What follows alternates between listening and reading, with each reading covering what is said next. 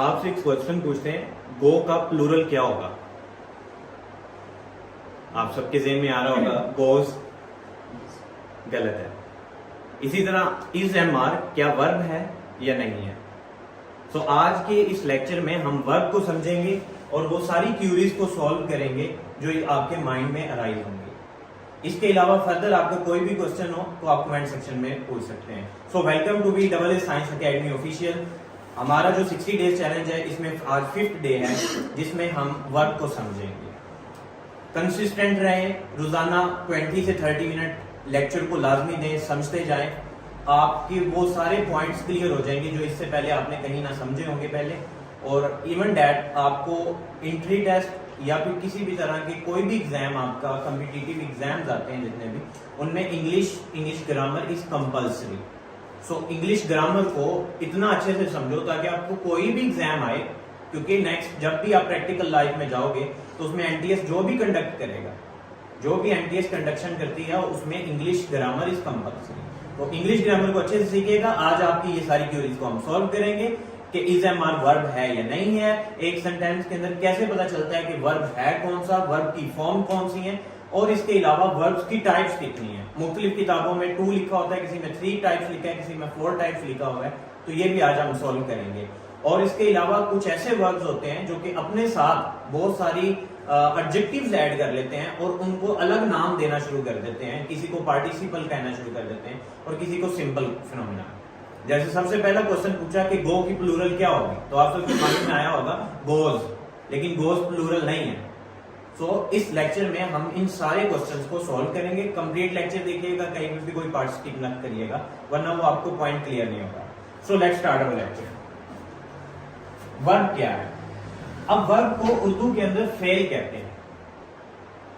Verb को उर्दू में fail कहते हैं। हमने फर्स्ट लेक्चर नाउन में और प्रोनाउन में भी एक बात को क्लियर किया था कि जो सेंटेंस होता है वो 3 चीजों पर मुश्तमिल होता है, सब्जेक्ट, वर्ब और ऑब्जेक्ट। 3 चीजों पर सेंटेंस होता है। और इसमें जो वर्ब है it is just like a engine of car. अगर आपने कार ली और उसमें इंजन ही ना हो तो कार किसी काम की होगी? कार चलेगी? नहीं चलेगी। सेम एज वर्ब, एक सेंटेंस के साथ भी यही कंडीशन है कि अगर सेंटेंस में वर्ब नहीं होगा तो वो सेंटेंस होगा ही नहीं, सेंटेंस एग्जिस्ट ही नहीं कर सकता। सब्जेक्ट और ऑब्जेक्ट तो कुछ भी नहीं है, इंजन तो वर्ब है। तो इंजन जो है वो वर्ब इज इन एक सेंटेंस के अंदर वर्ब का बहुत ज्यादा रोल है। सो वर्ब है क्या, ये सबसे पहले डेफिनेशन देख लेते हैं। Verb it tells about the subject. अब ये सब्जेक्ट के बारे में बताता है आपको। अच्छा, यहाँ पर ना एक थोड़ा सा हम आपके नॉलेज को बढ़ाएंगे। बचपन में आपको सिर्फ बताते थे कि जो एक्शन परफॉर्म हो रहा है ना, कोई भी काम वर्ब है। लेकिन हम इस डेफिनेशन को थोड़ा सा और इलेबोरेट करेंगे और आपको समझाएंगे कि सिर्फ काम ही नहीं आपका वर्ब होता, इसके अलावा और भी चीजें आपकी वर्ब होती। तो वर्ब जो है वो एक्शन, किसी चीज की स्टेट मतलब क्या है कि वो कहां एग्जिस्ट कर रहे हैं, कहां प्रेजेंस है उसकी, ये भी उसका वर्ब हो सकता है। और इसके अलावा ऐसे वर्ड्स जो उसकी पोजीशन को यानी मालकियत को शो कर रहे होंगे, ये भी एक्ट एज अ वर्ब के तौर पे। अगर ये हम आगे एग्जांपल सोल्व करेंगे तो आपको मजीद क्लियर हो जाएगा। जैसे हम एक सेंटेंस ले लेते हैं जनरल सा, ही गोज टू स्कूल। अब यहां पर आप देखें सब्जेक्ट क्या होता है, काम करने वाला। तो किसने काम किया? वो, ही ने काम किया, ठीक है। अब यहां पर जो स्कूल है, कहां गया वो? स्कूल गया। तो किस पे काम हुआ? स्कूल पे। जिस पे काम होगा वो आपका होगा ऑब्जेक्ट। वो क्या होगा? ऑब्जेक्ट। काम करने वाला सब्जेक्ट, किसने किया काम? ही ने किया, तो वो हो गया सब्जेक्ट। और किस पे काम हुआ? स्कूल पर हुआ, तो वो क्या बन गया? ऑब्जेक्ट। अब इनके दरमियान में आप देखोगे तो यहां पर आपको मिल जाएगा गोज। तो गोज आपका क्या होगा? वर्ब। जाना, गोज आपका क्या होगा? वर्ब। अच्छा, ये थोड़ा सा मैं सब्जेक्ट और ऑब्जेक्ट को लेके एक बात आपको स्टार्टिंग में क्लियर करवा दूं। ये आपकी नेक्स्ट जो क्विज होगा छोटे छोटे, उसमें आपसे ये क्वेश्चन भी पूछा जाएगा। आपका सब्जेक्ट और ऑब्जेक्ट हमेशा, सब्जेक्ट और ऑब्जेक्ट हमेशा या तो नाउन होगा या तो प्रोनाउन। आपका हमेशा सब्जेक्ट और ऑब्जेक्ट क्या होगा? नाउन होगा या तो प्रोनाउन होगा। इसी तरह ऑब्जेक्ट भी या तो नाउन होगा या तो प्रोनाउन। अब देखिए स्कूल क्या नाउन है कि नहीं है? एग्जैक्टली स्कूल एक नाउन है। इस तरह ही प्रोनाउन है कि नहीं है? वैसे कौन सा प्रोनाउन है ये? पर्सनल प्रोनाउन का कौन सी केस आता है? सब्जेक्टिव केस आता है। इसकी ऑलरेडी आपको इस पे लेक्चर दे दिया होगा, वो भी सीरीज के अंदर प्रोनाउन पे 3 लेक्चर रिकॉर्डेड ऑलरेडी मौजूद है उन पे, वो आप इसकी YouTube पे जो है प्लेलिस्ट में चेकआउट कर सकते हैं, उसको पहले आप देख सकते हैं। तो ये एक पर्सनल केस है, ठीक है। मैं आप जो फिजिकली क्लास ले रहे हैं इनसे भी मैं रिक्वेस्ट करूंगा, और इवन मेरे जो ऑनलाइन व्यू करते हैं उनमें लाजमी मैं रिक्वेस्ट करूंगा कि अपने लेक्चर को एक दफा घर जाके लाजमी रिवाइज करें, बस थोड़ा सा टाइम निकाल के, बस वैसे एज जस्ट आप अपने एयरबड्स लगाकर और लेक्चर को रिकॉल कर लें, ये लाजमी किया करें ताकि आपको एक दफा रिवाइज हो जाए काम अच्छे से कि आप पढ़ के क्या आ रहे हो। ओके, तो अगेन तो आपका सब्जेक्ट और ऑब्जेक्ट या तो वो नाउन होगा या तो प्रोनाउन होगा या तो नाउन या प्रोनाउन। इसके अलावा अगर कोई और आ रहा है, एडजेक्टिव आ रहा है, एडवर्ब आ रहा है, तो वो आपका सब्जेक्ट ऑब्जेक्ट कभी भी बन नहीं सकता, ठीक है। यहां तक आपको क्लियर हो गया? ओके, नेक्स्ट हमारे पास आते हैं, अब वर्ब को हमने on the base of action, काम की बुनियाद पर दो हिस्सों में डिवाइड किया। या तो काम कर रहा होगा, एक्शन होगा एक प्रॉपर, तो वो होगा हमारे पास एक्शन वर्ब, या तो एक्शन नहीं हो रहा होगा तो वो होगा आपका नॉन एक्शन वर्ब। अगर एक्शन नहीं भी हो रहा तब भी कुछ ऐसे वर्ब्स हैं जो कि आपकी मदद करते हैं, उनको कहते हैं नॉन एक्शन वर्ब। अब इसका डायनेमिक वर्ब भी कहते हैं, और नॉन एक्शन वर्ब को ऑक्सिलरी या फिर हेल्पिंग वर्ब, इन दोनों में से नाम दे देते होते हैं, या तो हेल्पिंग वर्ब या ऑक्सिलरी, ये स्पेलिंग भी मेंशन है यहाँ पर, तो ये भी वर्ब के नाम से जाने जाते हैं, हेल्पिंग वर्ब या ऑक्सिलरी वर्ब। इसी तरह एक्शन वर्ब को डायनेमिक वर्ब कहते हैं।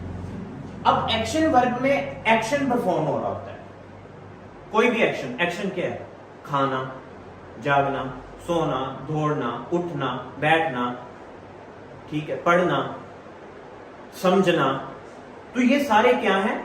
एक्शन वर्ब है, जिसमें कोई ना कोई एक्शन हो रहा है। आप किसी ना किसी, अब देखो यहां पर ही गोज टू स्कूल, वो स्कूल जा रहा है, कोई ना कोई एक्शन तो कर रहा है ना। अब इसका एक आसान तरीकेकार ये भी है पहचानने का कि इसको आप अगर सेंस करोगे ना तो इसके एंड पे नून अलिफ ना की साउंड आएगी। इसके एंड पे क्या आएगी?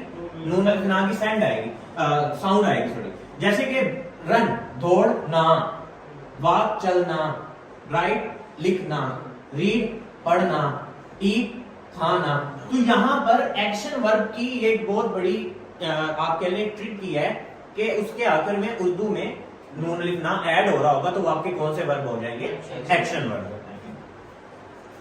अब आ जाते हैं नॉन एक्शन वर्ब के ऊपर, जिनको हम हेल्पिंग वर्ब कॉमनली टेंसेस में बताएंगे, और टेंसेस की हमारी क्लास इन्हीं प्लेलिस्ट में नेक्स्ट जो है वो इंशाल्लाह इसी सेशन में ऐड होगी, टेंसेस भी होंगे, और उसके अलावा हम सारी चीजें कवर करेंगे इन 60 डेज चैलेंज के अंदर। सो उसको भी आप चेकआउट कर सकते हो आफ्टर जब हमारी वो क्लास हो जाएगी।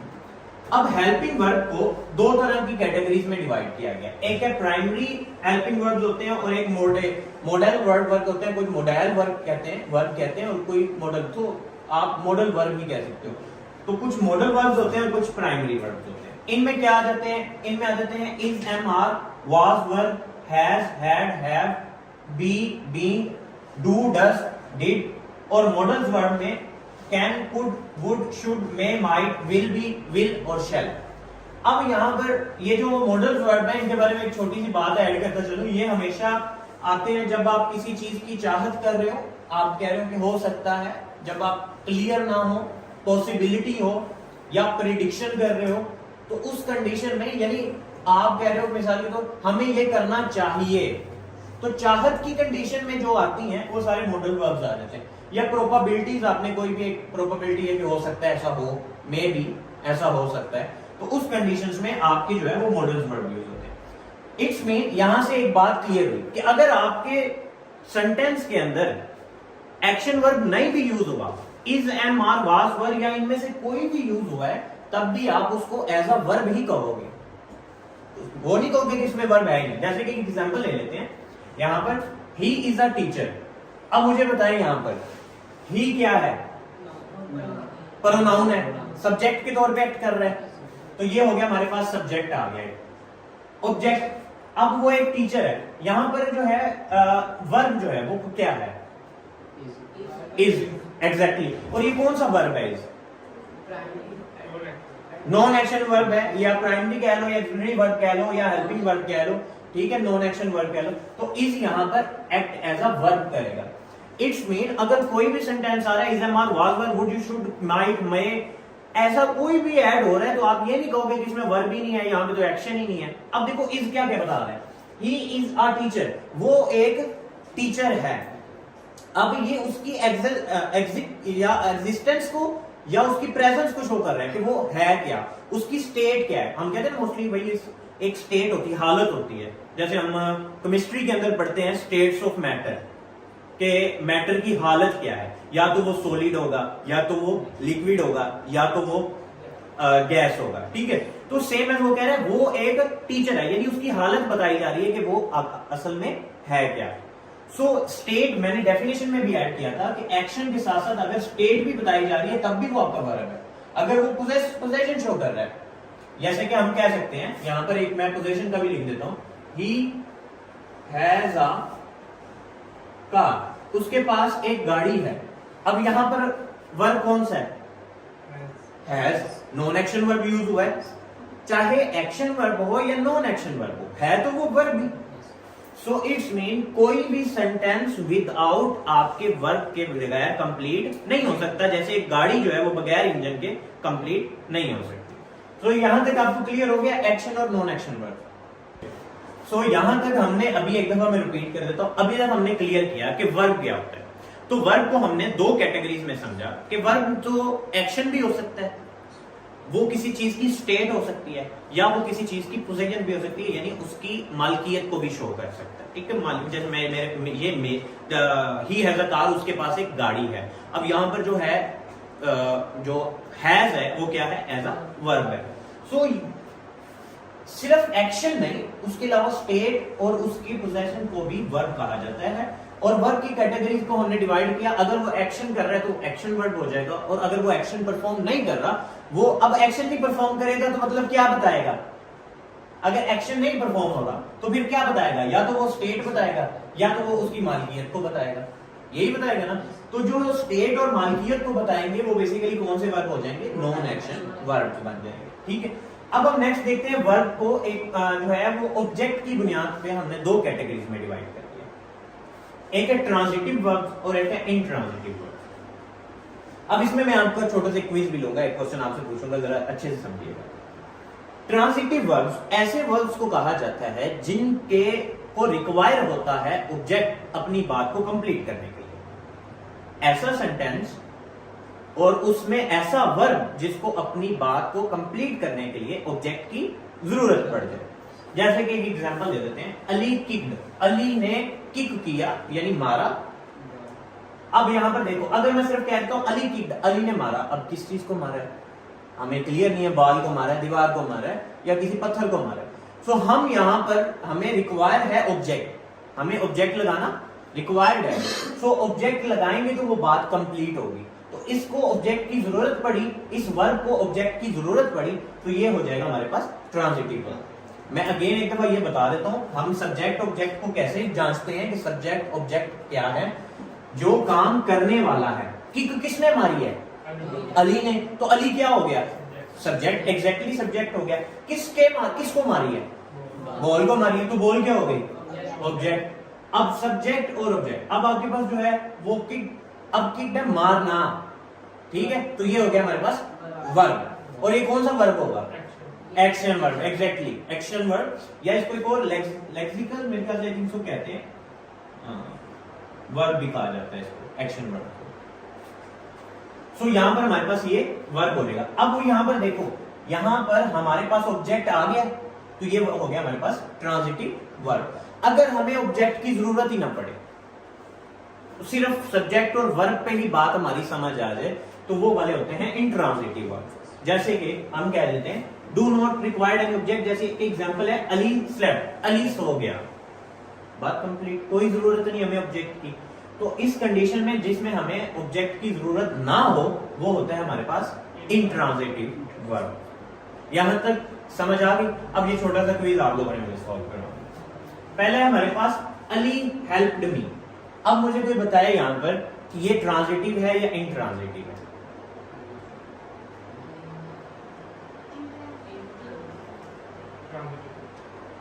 ट्रांजिटिव है या इंट्रांजिटिव है, इंट्रांजिटिव है। अच्छा चले देखते हैं। हमारे पास अली एक्ट एज अ, किसने मदद की? अली ने की। तो अली हो गया हमारे पास सब्जेक्ट, ठीक है। अब उसके बाद किसकी की? मेरी की, ठीक है। तुम ये हो गया ऑब्जेक्ट। मैंने आपको बताया था सब्जेक्ट और ऑब्जेक्ट हमेशा या तो नाउन होंगे या तो प्रोनाउन। तो मी क्या है? प्रोनाउन है। एग्जैक्टली मी क्या है? प्रोनाउन है। प्रोनाउन की आपकी ऑब्जेक्टिव केस आ जाता है, ठीक है। सो सब्जेक्ट और ऑब्जेक्ट, तो सब्जेक्ट भी आ गया और ऑब्जेक्ट भी आ गया। बाकी ये तो आपको पता है मदद करना, तो ये तो वर्ब भी होगा। अब ये कौन सा होगा? ट्रांजिटिव का इंट्रांजिटिव? ट्रांजिटिव। कौन सा होगा ये? क्योंकि इसको ऑब्जेक्ट आ गया है इसके पास, तो ये ट्रांजिटिव बन गया। अब है नेक्स्ट हमारे पास द ड्राइवर स्टॉप सडनली। ये ट्रांजिटिव है या इंट्रांजिटिव? ये है हमारे पास इंट्रांजिटिव। कैसे पता चलेगा ये इंट्रांजिटिव है? अब देखिएगा जरा, ड्राइवर ने अचानक गाड़ी रोकी है, ड्राइवर ने अचानक रोकी सडनली, तो हमारे पास दी ड्राइवर जो है वो हो गया सब्जेक्ट। अब यहां पर रह गया स्टॉप्ड और सडनली। सडनली होता है अचानक, तो सडनली कोई नाउन है? कोई प्रोनाउन है? नहीं। तो यहां पर हमारे पास ऑब्जेक्ट नहीं है, ये एडवर्ब है। और इसकी क्लास आपको इसी प्लेलिस्ट में नेक्स्ट मिल जाएगी। एडवर्ब एडजेक्टिव हमने 60 डेज प्लान के अंदर पूरी ग्रामर को इंशाल्लाह कवर करना है। उसमें आपको adverb, adjective, tenses, direct, indirect, active, passive, module और उसके अलावा जितने भी फ्रेजल कंडीशंस वर्ब है वो सारी चीजें वर्ड हैं वो सारी चीजें आपको कवर करवाई जाएंगी। सो ये हमारे पास जो सडनली है ये यहाँ पर कोई ऑब्जेक्ट नहीं है, ये एक एडवर्ब है, ठीक है। तो ऑब्जेक्ट नहीं है, इट्स मीन यहाँ ये कौन सा वर्ब हो जाएगा? इंट्रांजिटिव हो जाएगा। यहाँ तक क्लियर हो गया आपको? ओके, नेक्स्ट हमारे पास आ जाता है वर्ब की next form finite and infinite. Finite verbs उन वर्ब्स को कहा जाता है जिनको एक टेंस के मुताबिक अपनी बात को कंप्लीट करना होता है। ये टेंसेस को जब हम कंप्लीट करेंगे वो भी हमारी इस यूट्यूब चैनल पर अपलोड हो जाएगी वीडियो, जिसमें हम टेंसेस का पूरा पोर्शन 12 के 12 टेंसेस को कवर करेंगे, उनके रूल्स और रेगुलेशंस को कवर करेंगे, कैसे पता चलता है ये कौन सा टेस्ट सेंटेंस है और किन कीवर्ड्स के बुनियाद पर पता चलता है, वो सारी चीजें हम लेक्चर रिकॉर्ड करवा के यूट्यूब पर भी अपलोड कर देंगे। सो जो कि ऐसा वर्ब जो कि अपने आप को सब्जेक्ट के मुताबिक अरेंज करे, और सब्जेक्ट के मुताबिक वर्ब तभी अपने आप को अरेंज करता है टेंसेस की कंडीशन में। टेंसेस की अभी हम जो कंडीशन कहते हैं वो सेंटेंसेस होते हैं। तो उस कंडीशन में जब उसको अपना जो तरतीब है वो सब्जेक्ट के मुताबिक या टेंसेस के मुताबिक अरेंज करनी पड़े, तो उसको हम कहते हैं फिनाइट वर्ब। जैसे कि एक एग्जांपल दी हुई है, ही प्लेज वेल। अब यहां पर मतलब अगर हम जनरल बोलते होते तो हमने कहना था ही प्ले वेल या ही प्ले क्रिकेट कह देते, सॉरी। तो यहां पर हमने एस या एस का इजाफा किया क्योंकि यह हमारे पास प्रेजेंट इंडेफिनिट का टेंस है और वो ये रिक्वायर करता है कि अगर आपका सब्जेक्ट सिंगुलर है तो एस या एस का इजाफा करना है। इसके लिए आपको जो टेंसेस की क्लास होगी उसमें आपको क्लियर हो जाएगा, वो आप टेंसेस की एक दफा क्लास ले लोगे तो उससे आपको समझ आ जाएगी कि हमें ये एस क्यों लगाना पड़ा है। सो जिसमें हम टेंसेस को फॉलो कर रहे हैं वो हमारे पास वर्ब कौन सा होता है? Finite verb. Infinite verb, infinite verb में एक सिंपल सा सिर्फ आपको सॉल्यूशन बता देता हूं, एक बात बता देता हूं। जिस वर्ब से पहले टू आ जाए, जिस वर्ब से पहले टू आ जाए तो वो आपका कौन सा वर्ब हो जाता है? Infinite verb. अच्छा, टू की एक आपको बड़ी अच्छी बात बताऊं, टू ऐसी चीज है, वर्ड है कि अपने साथ वर्ब को लेके आता है ना तो उसकी सिर्फ पहली फॉर्म को लेके आता है, सिंपल फॉर्म, यानी कोई चीज ऐड नहीं करने देता, ना एस, ना ई एस, ना ING, ना ED, ना कोई और form. First form, I want to study, I want to study. अब यहां पर आप देखो स्टडी पढ़ना, ये भी आपका एक वर्ब है, तो उस वर्ब से पहले टू आ गया है तो ये आपका कौन सा बन गया?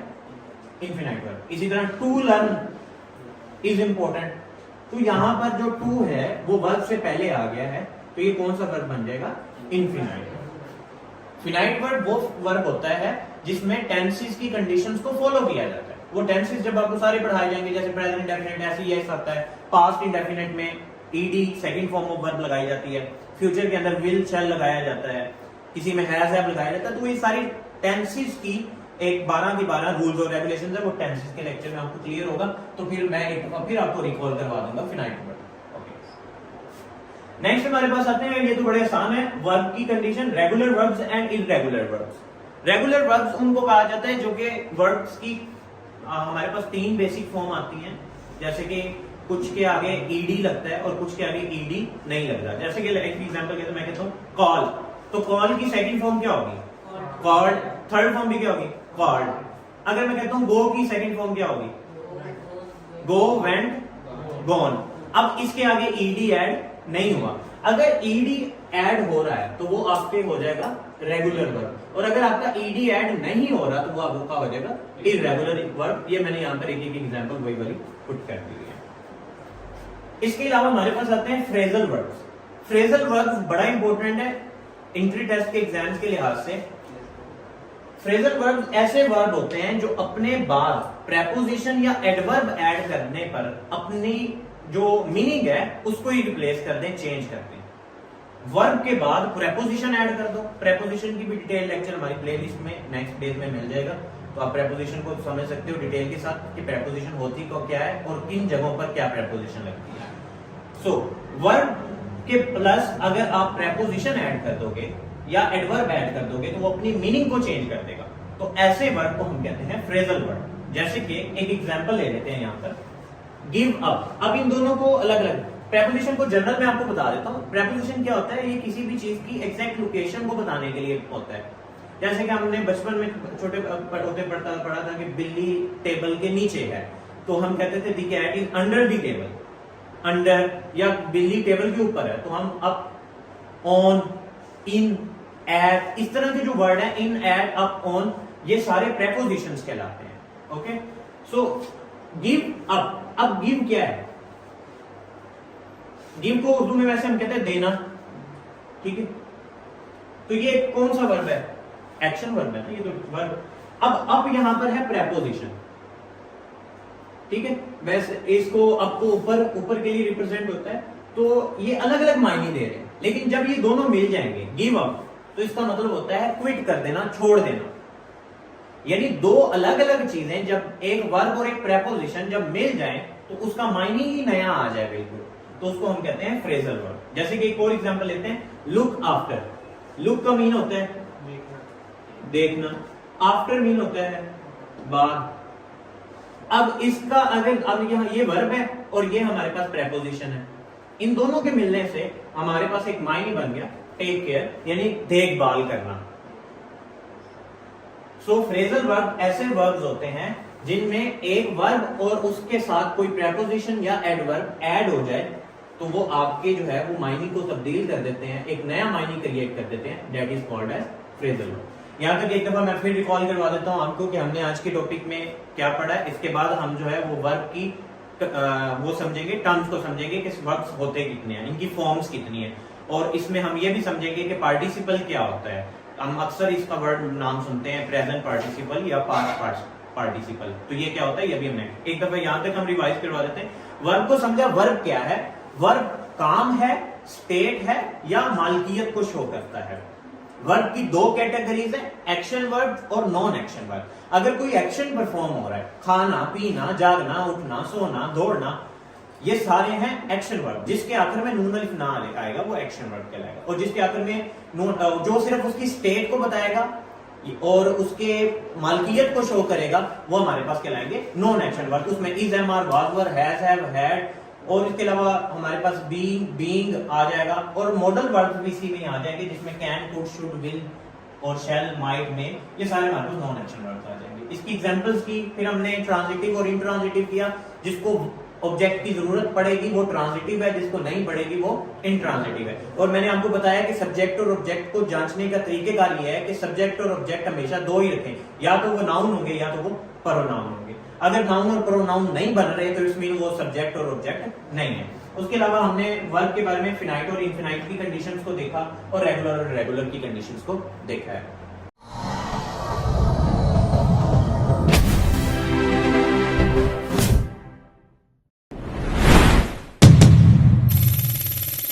I requested to all of the student कि थोड़ा सा टेंशन होके बैठे और इस टॉपिक को जरा अच्छे से समझिएगा, क्योंकि ये बहुत ज्यादा कंफ्यूजिंग टॉपिक है और बहुत ज्यादा कंफ्यूजन क्रिएट करता है ये। सो इसलिए बी अटेंटिव एंड आपने अच्छे से समझें। फर्स्टली तो forms of verb mostly different dictionary word मुख्तलिफ ग्रामर की किताबों के अंदर जो है वो आपको किसी में 3 किसी में 4 मिल रही है फॉर्म्स ऑफ वर्ब। तो अगर हम इनको प्रॉपर्ली कैटेगराइज करें तो 5 फॉर्म्स ऑफ वर्ब होती है, first, second, third, fourth and fifth. First form को सिंपल प्रेजेंट टेंस कहते हैं, सिंपल प्रेजेंट टेंस कहते हैं, और फिफ्थ को भी, और समहाउ बुक्स में ऐसे लिखा होता है first form versus fifth form, यानी ये ऑलमोस्ट सेम ही है ये सेम ही, लेकिन इसमें सिंगुलर और प्लूरल की कंडीशन को देखा जाता है। अब हमारे पास जो वर्ब की फर्स्ट फॉर्म है इसको सिंपल प्रेजेंट टेंस कहते हैं, और इसमें पहली फॉर्म ऑफ वर्ब यूज होती है, जैसे कि गो, राइट, तो पहली जितनी भी फॉर्म्स आएंगी वो सारी की सारी आपके पास होंगी सिंपल प्रेजेंट टेंस और वर्ब की, और ये प्लूरल होती हैं। जो गो है ये इटसेल्फ एक प्लूरल है, और जो गोज है वो सिंगुलर है। ये आप जब टेंसेस की हम सीरीज शुरू करेंगे वो भी आपको इसी प्लेलिस्ट में मिलेगी, तो उसमें आप पास्ट इंडेफिनिट में समझोगे कि जो प्लूरल है उसमें वो ऑलरेडी गो ही है, गो प्लूरल है और उसका सिंगुलर गोज है, राइट प्लूरल है उसका सिंगुलर राइट्स है, प्ले प्लूरल है उसका सिंगुलर प्लेज है। तो ये गो ऑलरेडी एक प्लूरल है, ये आपको टेंसेस में जब समझाएंगे तो आपको और क्लियर हो जाएगा। अब V5 को देख लें, ये भी सिंपल प्रेजेंट टेंस होता है, लेकिन फर्क ये है कि ये प्लूरल फॉर्म थी, ये इसकी सिंगुलर फॉर्म होगी, यानी कि गो की सिंगुलर फॉर्म गोज, यानी ये उल्ट चलेगा। यहाँ पर हम जो है वो SEIS लगाकर जो है वो उसको सिंगुलर बनाएंगे, और वहां पर हम ये वर्ब में SEIS लगा के उसको सिंगुलर बनाते हैं। ये याद रखिएगा, वर्ब में हम SEIS ऐड करके उसको सिंगुलर बना रहे होते हैं, प्लूरल नहीं बनाते।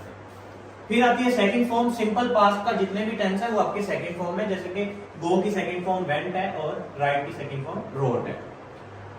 उसके अलावा थर्ड फॉर्म को हम पास्ट पार्टिसिपल भी कहते हैं, और इसमें इसी की आगे वेंट की गॉन और रोट की रिटर्न।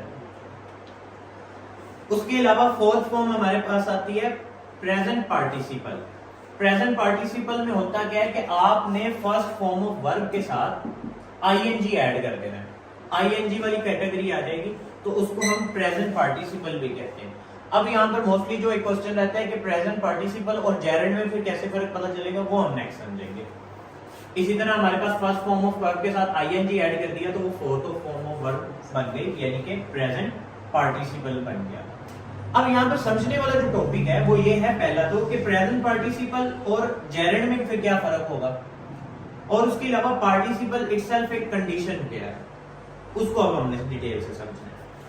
प्रेजेंट पार्टिसिपल क्या है, ये फोर्थ फॉर्म ऑफ वर्ब ही है, यानी कि आपने वर्ब के साथ अगर ING ऐड कर दिया तो वो आपका कहलाएगा वर्ब के साथ ING, that is called as present participle. लेकिन हो आपका वर्ब ही, लेकिन एक्ट करे एज अ नाउन, एक्ट करे एज अ नाउन, तो वो आपका नाउन के साथ, फिर आप उसको कहोगे नाउन के साथ ING ऐड कर दो, होगा वो वर्ब ही, लेकिन आपके सेंटेंस में वो एक्ट क्या कर रहा होगा, नाउन के तौर पे एक्ट करेगा।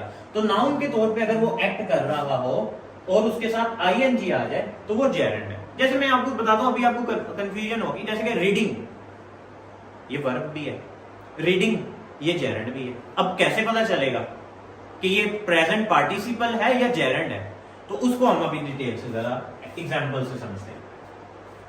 देखिए, जो वर्ब होता है वो क्या परफॉर्म कर रहा होता है, बेसिकली एक्शन परफॉर्म कर रहा होता है। वर्ब क्या परफॉर्म कर रहा होता है, एक्शन परफॉर्म कर रहा होता है। नाउन तो नहीं ना कोई एक्शन परफॉर्म करता। अब जरा समझिएगा जेरेंडी में, रीडिंग इज बेनिफिशियल। अब यहां पर रीडिंग जो है, एक तो ट्रिक ये भी है, रीडिंग यहां पर एक्ट कर रही है एज अ सब्जेक्टिव केस के तौर पर, सब्जेक्ट के तौर पे एक्ट कर रही है। तो सब्जेक्ट हमेशा नाउन होता है या प्रोनाउन होता है, यानी कि यहां पर नाउन के साथ ING लगा हुआ है, इट्स मीन ये हमारे पास जेरेंड की कंडीशन में देगा। इसके अलावा आप जरा इसको समझो कि रीडिंग इज बेनिफिशियल, पढ़ना जो है वो बेहतर है, ठीक है। अब यहां पर एक सवाल करते हैं आपसे, आपको जेरेंड की कंडीशन को क्लियर करने के लिए, कि जो रीडिंग है, पढ़ना, वो बेनिफिशियल है।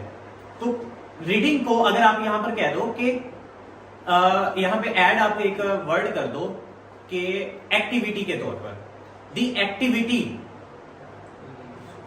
Activity of reading is beneficial, the activity of reading is beneficial, the activity of reading is beneficial. अगर ये प्रॉपर बन रहा है तो ये आपकी जेरेंट की कंडीशन में चला जाएगा, ठीक है।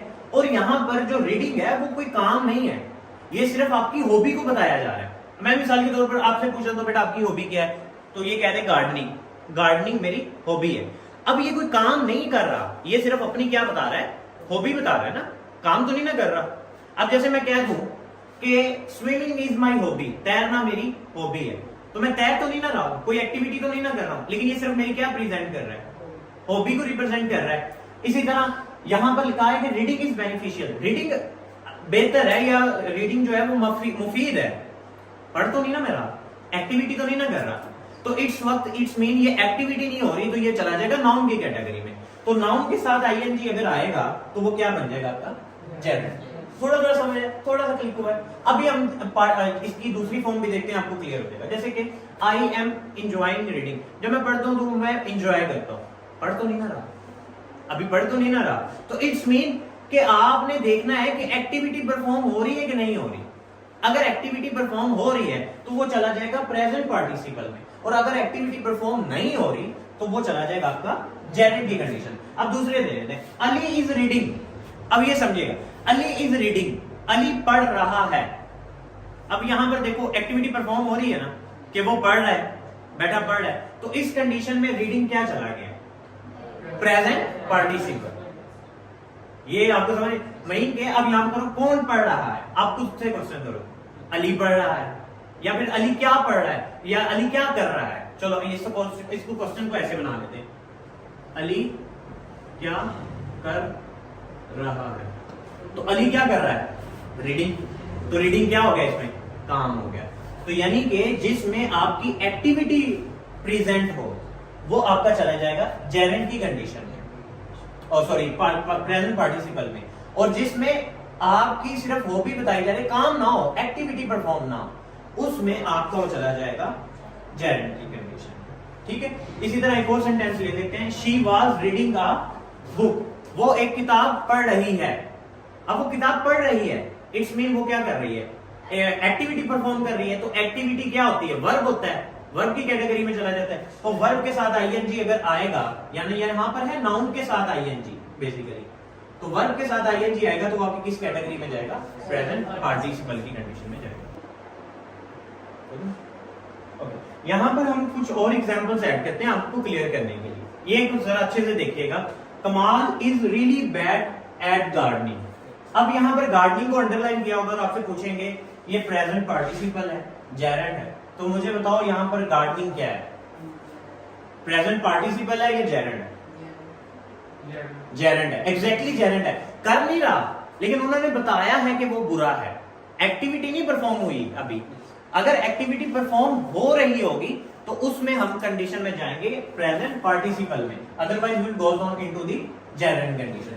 नेक्स्ट पढ़ो, studying is one of my favourite thing. अब यहां पर स्टडीइंग जो है ये क्या आएगा, जेरेंट आएगा। वो कह रहे हैं पढ़ना जो है ना वो मेरी एक ये भी हॉबी में आ गया, या मेरी एक फेवरेट चीज में आ गया, पढ़ तो नहीं ना रहा, एक्टिविटी तो नहीं ना परफॉर्म हो रही। एक्टिविटी परफॉर्म होगी तो प्रेजेंट पार्टिसिपल में जाएगा, अगर एक्टिविटी परफॉर्म नहीं हो रही तो वो चला जाएगा जेरेंट की कंडीशन में। उस कंडीशन में वो वर्ड इटसेल्फ, स्टडी एक वर्ब है, लेकिन यहां पर वो एक्ट एज अ करना शुरू कर देगा नाउन, एक्ट एज अ करना शुरू कर देगा noun, that's why we call as gerund. इसी तरह लास्ट वाला है ही is swimming, present, exactly present participle, यानी कि वो कर रहा है, एक्टिविटी परफॉर्म होना शुरू होगी, so that is called as present participle. I think so आपको जेरेंट और इसमें इसका बेहतरीन और भी सोल्यूशन ये है कि आप कुछ एग्जांपल्स और निकाल सकते हैं, उसको निकालने के बाद जो है वो उनको सॉल्व करने की ट्राई करें। सो फिर भी आपके जहन में कोई भी क्वेश्चन राइज हो रहा है तो आप कमेंट सेक्शन में या हमारे व्हाट्सएप चैनल के थ्रू भी AA साइंस अकेडमी ऑफिशियल के नाम से, तो वहां पे भी आप क्वेश्चन पूछ सकते हो। लेकिन मकसद क्या है, समझना है और अच्छे से समझना है, ताकि आपको इसका कोई ना कोई बेनिफिट हो। नेक्स्ट जितने भी एंट्री एग्जाम्स आते हैं उसमें जेरेंट का क्वेश्चन लाजमी पूछा जाता है। इवन 9th की क्लास के, 10th की क्लास के first year and second year में भी जेरेंट और प्रेजेंट पार्टिसिपल को बड़ा अच्छे से पूछा जा रहा होता है। सो ये लाजमी चीज होगी। एक और टॉपिक इसमें बड़ा ज्यादा इंपॉर्टेंट है, that is past participle. Itself ये थर्ड फॉर्म ऑफ वर्ब होती है जो कि मोस्टली हमारे प्रेजेंट परफेक्ट, पास्ट परफेक्ट या फ्यूचर परफेक्ट वगैरह के टेंसेस में इस्तेमाल होती है। लेकिन अब कैसे पता चलेगा? सम हाउ क्या करते हैं कि वो अंडरलाइन कर देते हैं और ये पूछते हैं कि ये है क्या, पास्ट पार्टिसिपल है भी कि नहीं है। अब इस बात को समझिएगा, अगर आपका वर्ब एक्ट करे एज अ एडजेक्टिव के तौर पे, अब एडजेक्टिव भी हमारी नेक्स्ट सेशंस में जो हम पार्ट ऑफ स्पीच का चला रहे हैं इसी में ऐड होगा, वो भी आपको लेक्चर जो है वो यूट्यूब पर मिल जाएगा। एंड बट मैं इसमें थोड़ा सा आपको गाइड कर देता हूँ कि एडजेक्टिव होता क्या है। एडजेक्टिव बेसिकली बेटा नाउन की मॉडिफिकेशन कर देता है। नाउन की क्या कर देता है? मॉडिफिकेशन। जैसे कि एक एग्जांपल के तौर पर यह है बोर्ड, यह है बोर्ड, लेकिन कौन सा बोर्ड है? White board. अब जो व्हाइट है उसने बोर्ड को थोड़ा सा और क्या कर दिया? मॉडिफाई कर दिया, एक्सप्लेन कर दिया, तो जो व्हाइट है वो बन गया एडजेक्टिव। ठीक है। अब उसके अलावा मैं कह देता हूं यहां पर कि ये मार्कर है, किस कलर का मार्कर है? ये रेड कलर का मार्कर है, तो रेड ने इसकी मॉडिफिकेशन कर दी, तो ये भी क्या हो गया? एडजेक्टिव हो गया। मैं कह देता हूं एक मिसाल के तौर पर यहां पर कि ये टेबल जो है, ये टेबल जो है ये एक टेबल है, सिर्फ कह देता हूं टेबल है, सो सिंपल नाउन हो गया। अगर मैं कह देता हूं लकड़ी का टेबल है, तो लकड़ी ने उसको और मॉडिफाई कर दिया। या फिर मैं कह देता हूं लोहे का टेबल है, आयरन का टेबल है। सो नाउन को मॉडिफाई करने वाला क्या होता है? एडजेक्टिव। सो यहां पर आपने सिर्फ ये चेक करना है कि मॉडिफिकेशन जो कर रहा हूं, जो क्या कर रहा हूं? मॉडिफिकेशन। आपकी बात में मॉडिफिकेशन, बाकी इसका डिटेल लेक्चर आपको पूरे एक लेक्चर की फॉर्म में मिल जाएगा यूट्यूब पर हमारे इसी चैनल पे जो है वो प्लेलिस्ट में आपको मिल जाएगा। यहां पर जो वर्ब है वो मॉडिफिकेशन कर रहा हूं। यहां पे वर्ब क्या कर रहा होगा? Modification. Not act like a verb, that will B act like a modification. ठीक है, वो मॉडिफिकेशन कर रहा होगा नाउन की, तो वो बन जाएगा हमारे पास पार्टिसिपल। जैसे कि एक एग्जांपल ले लेते हैं यहां पर, ब्रोकन चेयर। अब ब्रोकन को इटसेल्फ देखो, ब्रोकन क्या है? तोड़ना। और ये ब्रोक की थर्ड फॉर्म है। ब्रोक की थर्ड फॉर्म क्या है? Break, broke, broken. तो ये थर्ड फॉर्म है तो ये वर्ब, लेकिन ये मॉडिफिकेशन कर रहा है। यानी कि चेयर है, अब मैं कहता हूं चेयर, फिर मैं कहता हूं टूटी हुई चेयर, तो उसकी मॉडिफिकेशन होगी कि नहीं होगी? होगी। अब जो टूटी हुई चेयर है यानी ब्रोक है, ब्रोक इटसेल्फ वर्ब है, लेकिन ये मॉडिफाई कर रहा है आगे जाके, किसको? नाउन को मॉडिफाई कर रहा है, तो ये बन जाएगा पार्टिसिपल। अब समझ आई? थोड़ा थोड़ा क्लियर होगा। इसके अलावा एक और एग्जांपल ले लेते हैं। यहां पर आ रिटन रिपोर्ट। मैं कह देता हूं, जस्ट मैं कह देता हूं अपने टीचर को कि मुझे एक रिपोर्ट बना के देनी है आपने। ठीक है। अब वो रिपोर्ट मैंने अभी नहीं कहा, अगर मैं कह देता हूं कि लिखी हुई रिपोर्ट बनानी है, तो अब जो लिखना है, राइट करना है, ये उस बात को और क्या कर रहा है? मॉडिफाई कर रहा है कि नहीं कर रहा? तो मॉडिफाई करने वाले वर्ड को हम क्या कहते हैं? एडजेक्टिव। क्या कहते हैं? ऐसे कहा था ना, ऐसे बिल्कुल हमने ऐसे कहा था। अब इटसेल्फ ये रिटन को अलग देखोगे तो क्या ये वर्ब नहीं है? Write, wrote, written third form of verb भी है।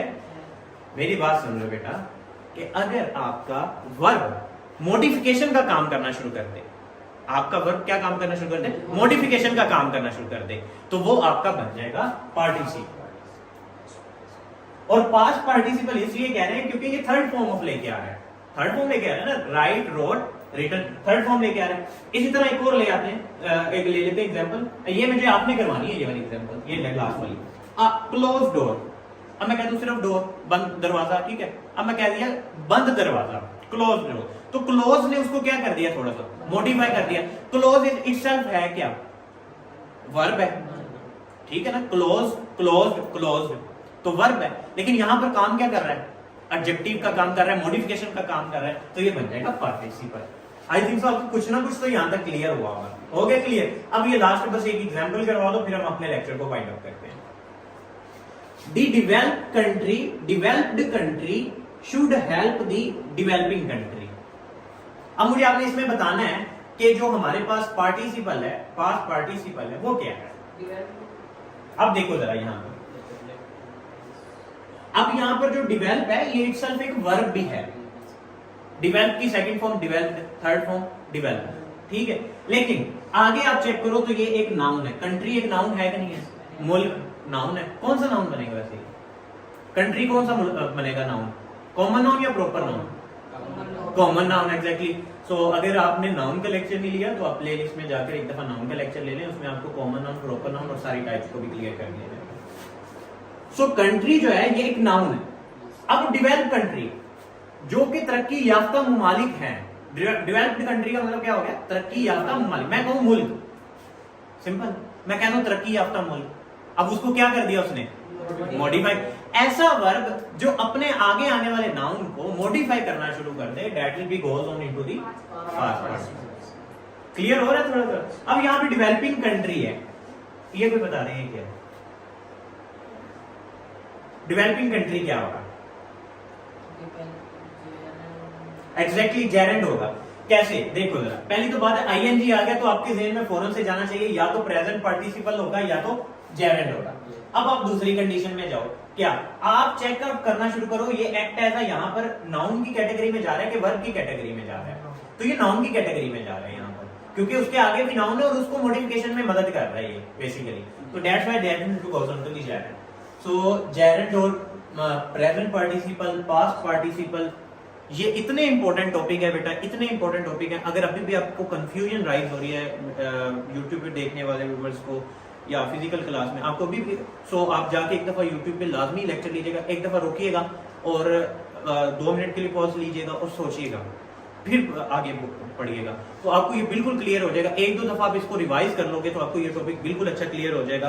And I requested from all of you, मैं हमेशा अपने लेक्चर में एक मोटिवेशन की लाइन लाजमी ऐड करता हूँ। तो आज के लिए मैं आपको एक कहूंगा कि बेटा सिर्फ पढ़ो नहीं, सीखो और कुछ अलग सीखो। ये दुनिया इस वक्त भेड़ चाल में लगी हुई है, एक ही जगह पे लगी हुई है। मेरे पास इतनी एग्जांपल्स हैं मैं आपको बताने के लिए कि नंबर्स ऑफ एग्जांपल्स मेरे पास इस वक्त मौजूद है, मैं आपको बता सकता हूँ। आप लोग सिर्फ एक ही एजुकेशनल डिग्री के पीछे भागते रहोगे ना तो आपको कभी कुछ नहीं बनेगा। इसकी बेस्ट एग्जाम्पल है रिसेंटली यहाँ पर हमारे जो है वो एग्जाम हुआ है टैक्सेशन ऑफिस का, एक्साइज एंड टैक्सेशन ऑफिस में कांस्टेबल की भर्तियां आई हुई थी, जिनका हार्डली स्केल 9 से 10 स्केल होता है, 7, 8, 9, 10 स्केल के होते हैं। उनकी इतनी कोई सैलरी पैकेज भी नहीं होता। और टोटल सीट्स थी हमारे उकाड़ा के अंदर 1, साहिवाल में 2 और पाकपतन में भी 2, टोटल थी 5 सीट और अप्लायर आया हुआ था 12,000। आपने अपनी लाइफ को अगर एक ही भेड़ चाल में लेके चलना है ना तो आने वाली जिंदगी में आपका भी कंपटीशन 12,000 में से 1 का होगा, और वो एक सीट जिसको हम कुछ नहीं कह सकते कि ये किसके पास जानी है। सो भेड़ चाल से निकलो, अपने आप को सीखने की तरफ लेके आओ, कुछ ना कुछ सीखो। आपके पास आपके कंपेटिटर्स के अलावा कुछ अलग लर्निंग के लिए होना चाहिए, वरना आपने एमए, एमएससी, एमफिल, पीएचडी करके भी इन भेड़ चाल वाली लाइनों में लगना है और हर जगह पर सैचुरेशन बहुत ज्यादा है। सीखने की तरफ आओ, कुछ सीख लो, थोड़ा सा सीख लो, थोड़ा थोड़ा करके सीख लो। लाजमी नहीं है कि एक रात में जो है आपने कुछ ना कुछ, थोड़ा थोड़ा करके सीखो, लेकिन कुछ ना कुछ अलग सीखो, स्किल्स की तरफ आओ। ये English grammar is also one of the skills. मैं खुद ये आपको गारंटीड बात कह सकता हूं कि आप सिर्फ पढ़ते जाओ और प्रॉपरली ग्रामर भी ना आती हो, आपके एनटीएस एग्जाम हो, आपको ग्रामर के कुछ भी नहीं पता होना, क्योंकि आपने ग्रामर सीखी ही नहीं है कभी। सो स्किल्स की तरफ आए, कुछ स्किल्स लर्निंग की तरफ आए, ताकि आप सिर्फ एक ही स्टडी के पीछे लगते रहेंगे तो आपका कुछ नहीं बनेगा। Thank you so much. अगर आपको लेक्चर पसंद आया तो लाइक वगैरह कर दें, इससे इनकरेज हमारी हौसला अफजाई होती है और इससे बेहतर से बेहतर करने की ट्राई करते हैं हम। और चैनल को सब्सक्राइब कर लें ताकि आपको आने वाली हर नई वीडियो मिल जाए और आप उससे लर्न करें। लाजमी टाइम निकाला करें और सीखा करें। Thank you so much. अल्लाह हाफ़िज़।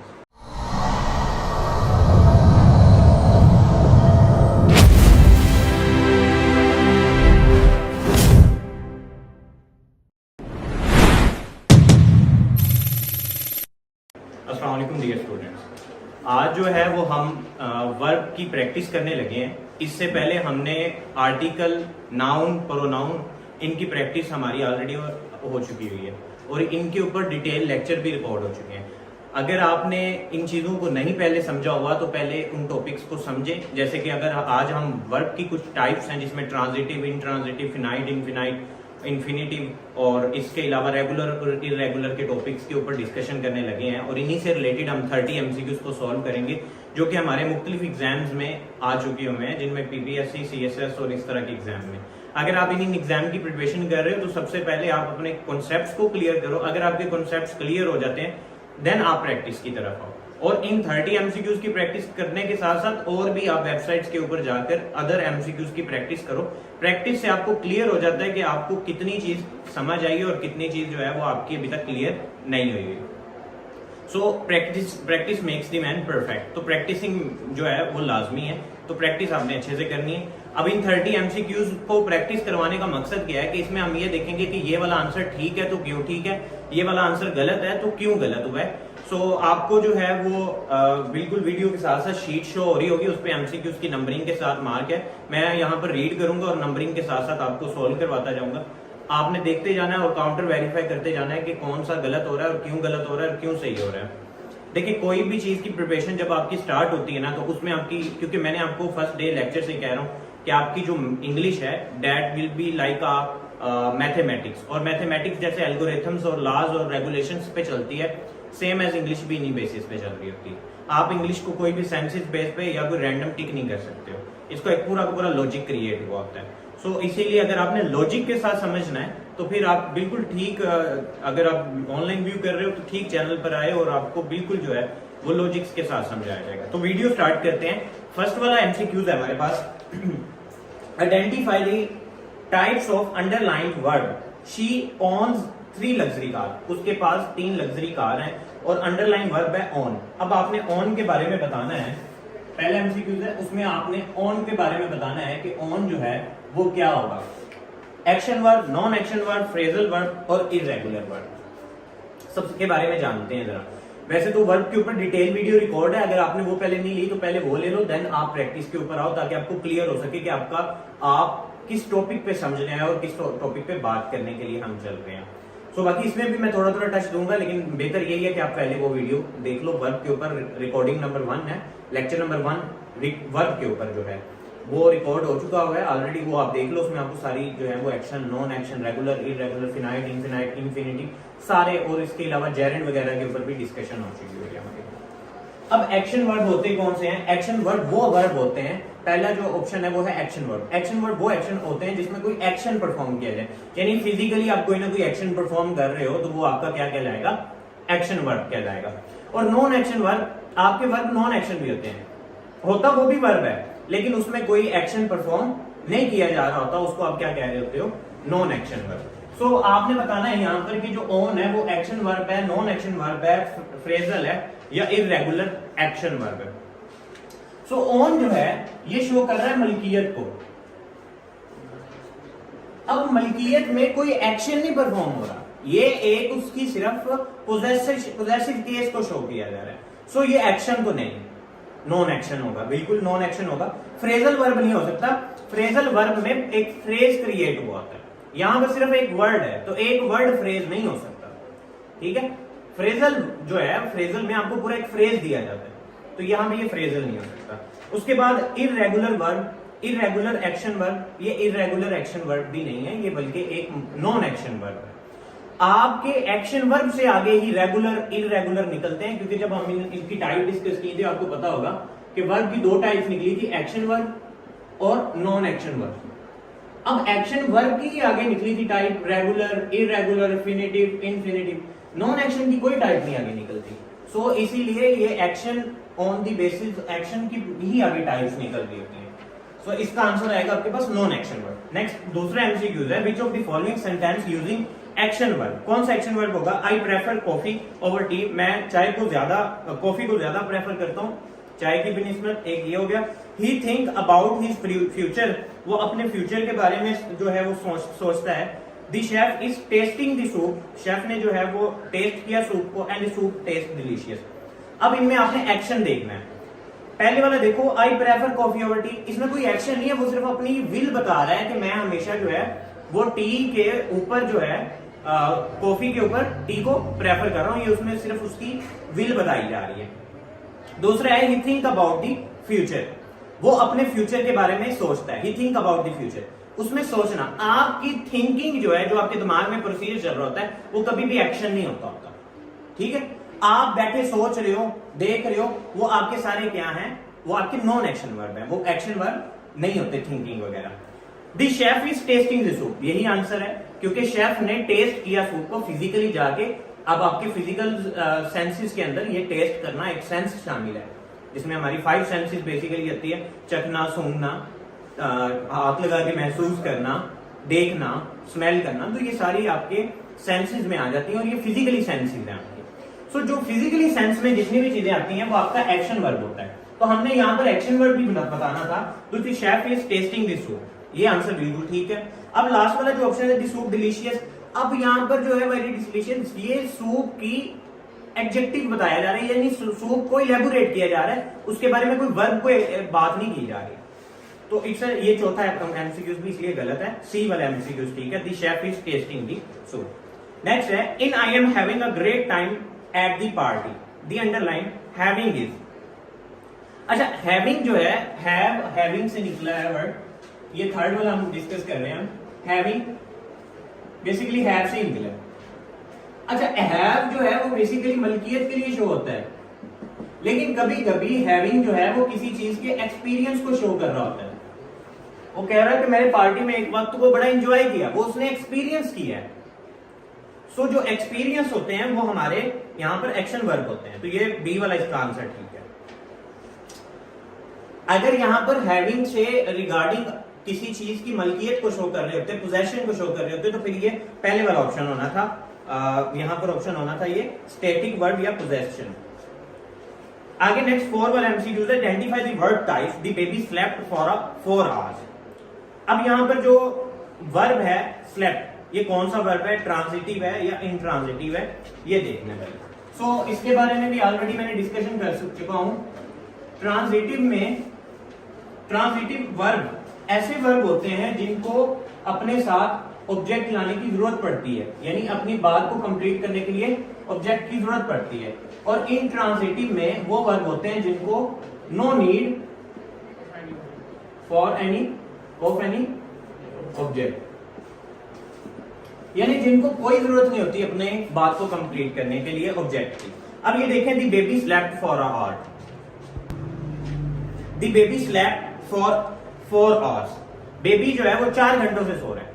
अब स्लेप्ट के बाद जो आपको लग रहा है ना ऑब्जेक्ट फॉर अ 4 आवर, वो ऑब्जेक्ट नहीं है, वो आपका यहां पर फॉर अ 4 एक प्रेपोजिशनल फ्रेज है, वो ऑब्जेक्ट नहीं है, ठीक है।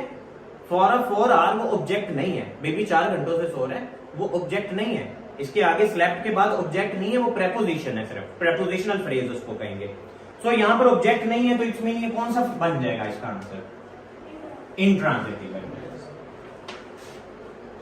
नेक्स्ट हमारे पास है which of the following sentence contain a transitive verbs, इसमें कौन के पास ट्रांजिटिव वर्ब है। ट्रांजिटिव वर्ब वो वर्ब्स होते हैं जिनको ऑब्जेक्ट की जरूरत पड़ती है। The crisis grew worse, the boy grew rapidly, the farmer grew tomatoes and tree grow well here. अब यहां पर जो ऑप्शन है वो सी वाला ठीक है। अब इसको ना जज करने का तरीकाकार मैं आपको बताता हूं। आपको कैसे पता चलेगा कि हमारे पास यहां पर ऑब्जेक्ट है भी कि नहीं है। आप यहां पर वर्ड वट का यूज करो, कैसे कि what the farmer grow, farmer ने क्या ग्रो किया, टोमेटोज। एग्जैक्टली, फार्मर ने क्या ग्रो किया, टोमेटोज। आंसर मिला आपको। जब आपको एक सेंटेंस में आंसर मिल रहा हो तो उसको हम कहते हैं, ये वो लेके जाता है उसके तरफ, ट्रांजिटिव की तरफ, यानी ये ऑब्जेक्ट को इंश्योर करता है। जब आप एक सेंटेंस में वट को लगाओ, ऐड करो कि फार्मर ने, वट दी फार्मर ग्रो, सो अब आपको आंसर मिलेगा टोमेटो। सो आपको आंसर मिल रहा है तो इट्स मीन ये ऑब्जेक्ट है, टोमेटो ऑब्जेक्ट है। यहां पर फार्मर ने क्या ग्रो किया, टोमेटो ग्रो किया। सो जिसको ऑब्जेक्ट की जरूरत पड़े वो हमारे पास ट्रांजिटिव है। अब आपके ज़हन में आ रहा होगा द क्राइसिस ग्रीव वॉर्स। अब ये जो ग्रीव वॉर्स है, वॉर्स बैड की सुपरलेटिव डिग्री है। ये एक आप ये एक एडजेक्टिव और एडवर्ब की कैटेगरी में चला जाता है।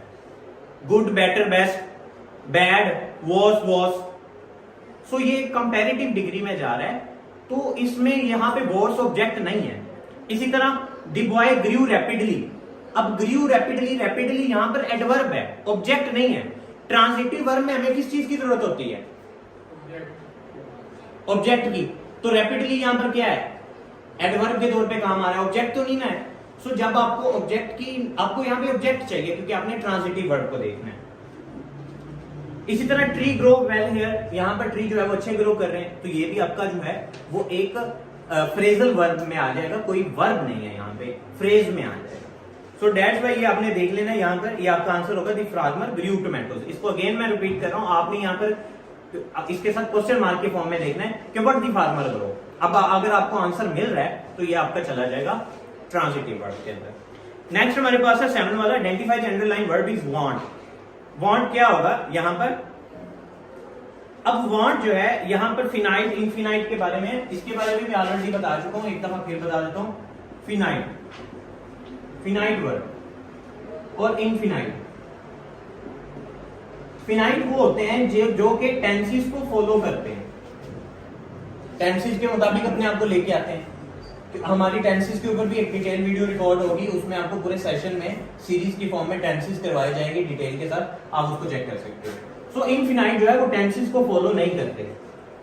फिनाइट वर्ब टेंसेस को फॉलो करते हैं, इनफिनाइट टेंसेस को फॉलो नहीं करते। अब वांट जो है ये एक वर्ब है, और कौन सा वर्ब है? ये आपका एक्शन वर्ब है, और इसकी फॉर्म्स बनती हैं, और ये अपने आप को चेंज करता है अकॉर्डिंग टू सब्जेक्ट।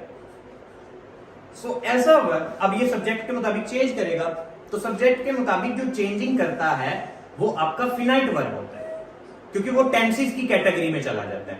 आप जब टेंसेस करोगे तो आप देखोगे कि हम जो है वो सिंगुलर के साथ एस का इजाफा करते हैं वर्ब में, प्लूरल के साथ एस का इजाफा नहीं करते। तो यानी कि यहाँ पर वर्ब जो है वो अपने आप को मॉडिफाई कर रहा है, अपने आप को चेंजिंग कर रहा है, वेरिएट कर रहा है अकॉर्डिंग टू सब्जेक्ट, यानी ये टेंसेस के रूल को फॉलो कर रहा है। तो वांट जो है वो टेंसेस के रूल्स को फॉलो करेगा, तो ये कौन से कैटेगरी में चला जाएगा? फिनाइट वर्ब की कैटेगरी में चला जाएगा। आगे in the sentence swimming is a great experience. अब यहां पे स्विमिंग क्या होगा सर? स्विमिंग क्या होगा यहां पर? Swimming is a great experience.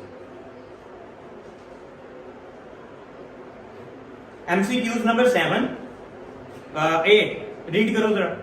In the sentence swimming is a great experience. Swimming is a, swimming यहां पर क्या होगा?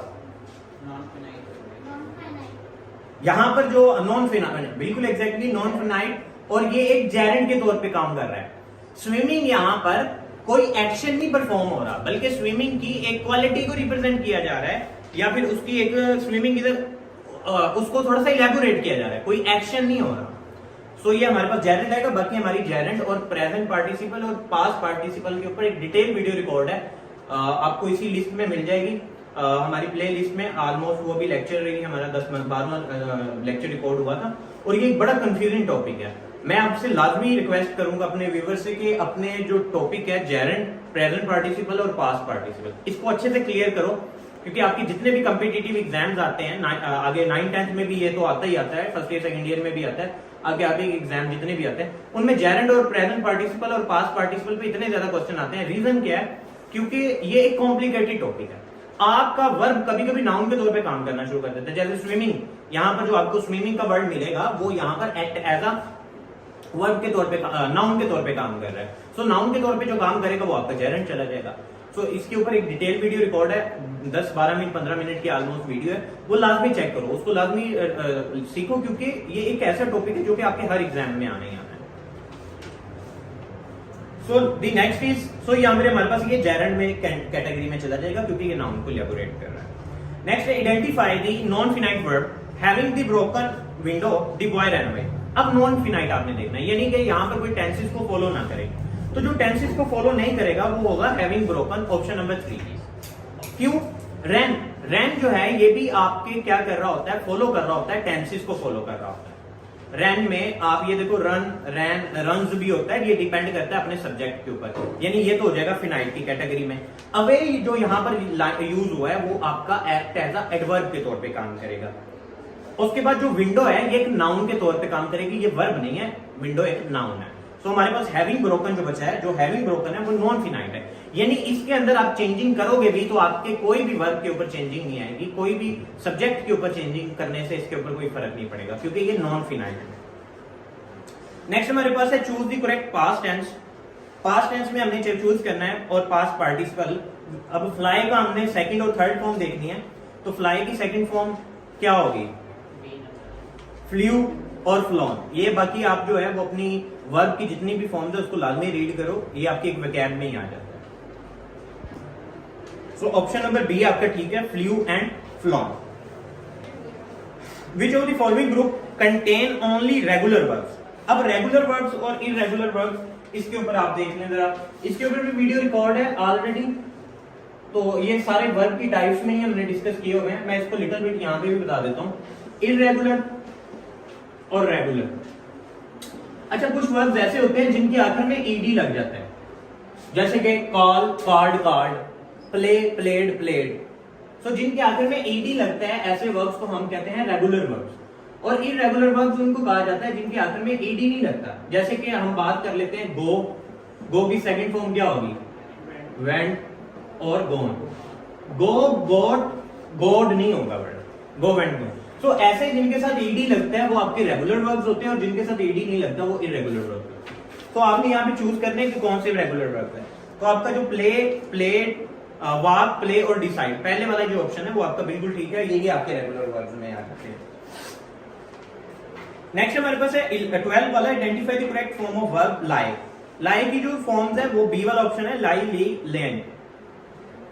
नेक्स्ट 13 वाला एमसीक्यूज है, which mean of the phrasal verb give up. Give up कहते हैं छोड़ देना, ठीक है, आप कुछ कर रहे हो, उस काम को छोड़ दो, तो उसको हम कहते हैं गिव अप करना। सो इसका बी वाला ऑप्शन होगा, to stop trying. Filling the blank, the meeting was dash due to having rain. अब मीटिंग कैंसिल हो गई, तो इसके लिए हम कहेंगे वर्ड जो बेसिक यूज होता है एक प्रॉपर फॉर्म, वो यूज होती है आपकी कॉल्ड ऑफ। कॉल्ड ऑफ आपका यहां पर यूज होगा और 14 एमसीक्यूज में, the meeting was called off due to having rain. आगे नेक्स्ट हमारे पास है 15 वाला MCQs, choose the correct phrasal word to tolerate and endorse unpleasant situation. अब जो टू टॉलरेट या to endorse the unpleasant condition, यानी इसका मतलब होता है बर्दाश्त करना वो कंडीशन जो आपको अच्छी नहीं लगे, तो इसके लिए आप जो है वो यूज करते हो पुट अप विद। ये आप फ्रेजल वर्ड यूज करते हो, पुट अप विद। नेक्स्ट 16 है, which type of word is underlined, she resembled her mother. अब वो अपनी मां की तरह लगती है, तो रिजेंबल यहां पर क्या होगा? ये आपके पास एक्शन वर्ब होगा, नॉन एक्शन वर्ब होगा,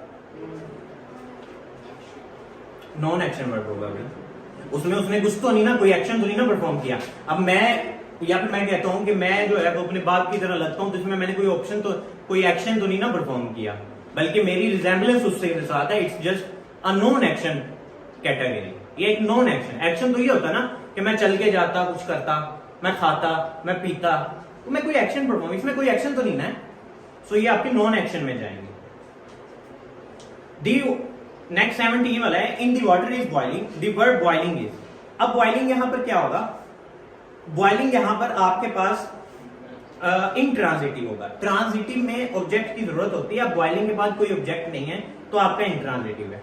to understand the physical requires of patient, what to understand. अब टू जिसके स्टार्टिंग में आ जाए, ये आपने एक बेसिक फार्मूला आपको ऑलरेडी बताया हुआ है कि टू के बाद आपका कोई भी बेसिक फॉर्म ऑफ वर्ब आ जाए तो आपका इंफिनिटिव की कैटेगरी में।